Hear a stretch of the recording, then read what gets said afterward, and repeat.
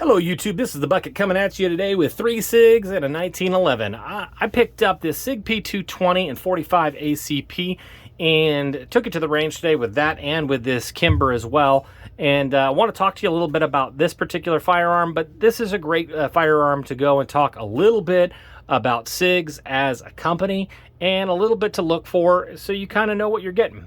So Sig was a Swiss manufacturer of firearms after World War II, and their first pistol, they took the Charles Petter design and really made it their own. They put in a trigger group or a hammer assembly back in the back, kind of like a Tokarev, and internal slides, and just that Swiss manufacturing is amazing. This slide runs like it's on ball bearings.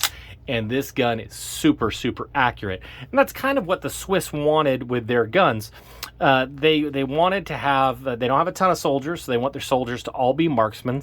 And they would actually send these guns home with the soldiers to have them do gun competitions and really become excellent marksmen with their guns.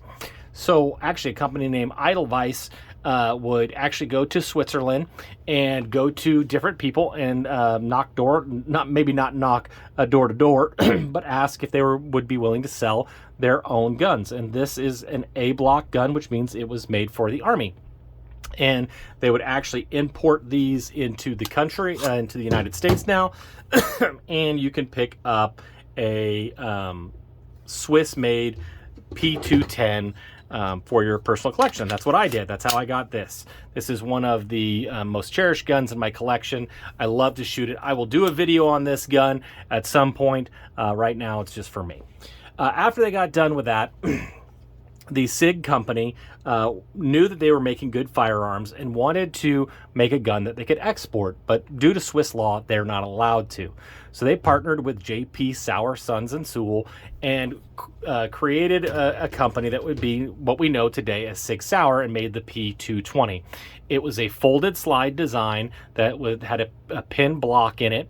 They actually ended up having to put this milled piece right in here because this is the locking surface and they needed some extra stability. And the P220 was sold to the Swiss military and they started exporting the gun. There's the P220 actually has a heel release, a couple other minor differences, but this P6 will be a good substitute for those particular guns for this video. This gun was a P6, you could tell by the hooked hammer. This one's actually a West German.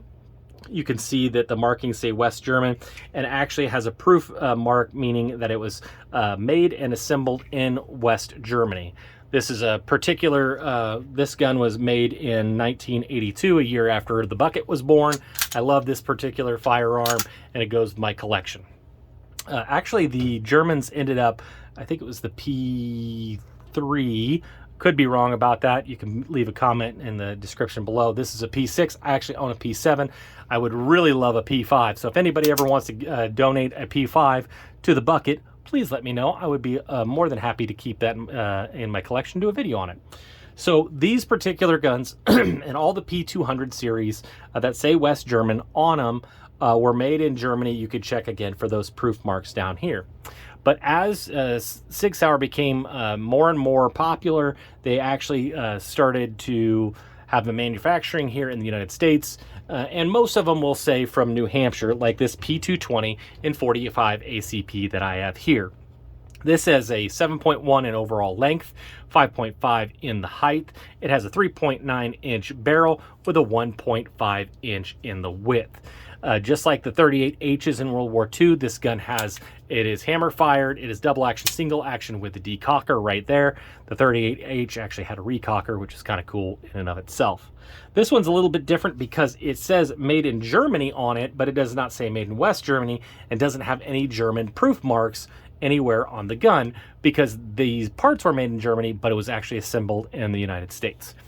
Still has the reinforcing block brake here, just to keep that, which means that has a rolled slide that is a pin block in the back. This gun I took to the range today. Great gun, single stack. I love the grip on it. Shot it really accurately today. I don't particularly love these sights, but that post and drop on it. This is me at 7 to 10 yards. Very accurate with this particular firearm. I like how it shot today. Has the amount of kick that you would expect from a 45. I did not shoot this Kimber Stainless Pro 2 as well today, but I will be honest with you, I do like the way that the 1911 feels. That may be just for me or in my head. I feel like these don't feel quite as fat as these do, but I do like the battery of arms. The double action, single action is very nice. I love the decocker. I think for tactical purposes, this is a better gun. That being said, I'm always going to be partial to the 1911. This does not have a short reset trigger in them, so a lot of the German ones will not. But actually, you can get a kit and actually replace that, so you can get a short action trigger, short reset trigger. This is a little bit longer, but it does have that long, heavy trigger pull on the double action, which will make you a little bit safer because this does not have a safety. These guns are very, very easy to disassemble and reassemble. Just pull it back, drop the slide, drop the block, and the slide will come right off. They did have a double wound spring, and then the barrel will again not have the proof marks, because while this barrel was made in Germany, it was assembled in the US and did not have to have German proof marks on it. Just love the whole P200 series of guns. I do think this actually has a full rail as well. These guns are just awesome guns. I think everybody should have a 200 series in their collection. I don't know if this is going to be a keeper. I think I'm going to have to trade this one off. But if you ever see a truly American-made one, it is milled from billet steel and will not have this reinforcing block. It won't be a wrapped slide that's pinned. It will just be a solid block steel. So that has its benefits in it as well. I want to thank you guys so much for supporting the channel. I really do enjoy getting a chance to do all this with you guys.